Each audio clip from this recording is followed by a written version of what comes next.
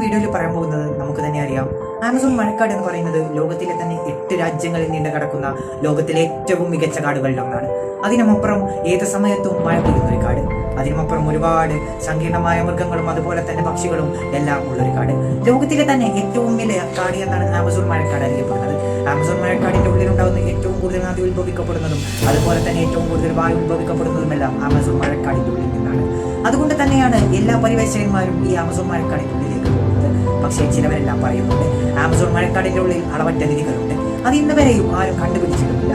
അതിൽ മറ്റൊരു സാങ്കേതികതയാണ്. ഒരുപാട് കോടിക്കണക്കിന് ജനങ്ങൾ ആ നിധി കണ്ടുപിടിക്കാൻ പോയിട്ടുണ്ടെങ്കിലും എല്ലാവരും പരാജയപ്പെട്ടാണ് മടങ്ങിയിട്ടുള്ളത്. ആർക്കും ആ നിധി ഇന്നേ വരെ ലഭിച്ചിട്ടില്ല.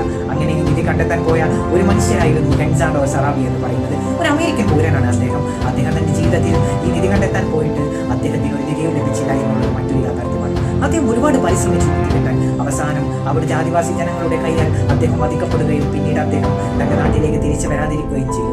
എന്തിനേറെ പറയണം, അങ്ങനെ ഒരുപാട് ജനങ്ങൾ നിധിയും തേടി കൊളാബോ അല്ലെങ്കിൽ കൊളറാഡോ എന്ന് പറയുന്ന നിധിവേട്ടയ്ക്ക് ലോകത്തിലെ തന്നെ ഏറ്റവും വലിയ നിധിവേട്ടകളിൽ ഒന്ന് തന്നെയാണ്.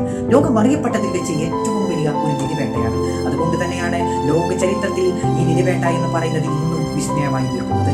ഈ ആമസോൺ മഴക്കാടിന്റെ ഉള്ളിൽ ഉണ്ടാകുന്ന ഓരോ രീതിയും വളരെ വ്യത്യസ്തമാണ്. അതുപോലെ തന്നെ അറിയാലോ, അവിടുത്തെ ആദിവാസികളെ മാക്സിമം അവരുടെ കയ്യിൽ നിന്നും നിധി കണ്ടെടുക്കുന്ന ഒരു രീതിയാണ് അന്നത്തെ ആമസോൺ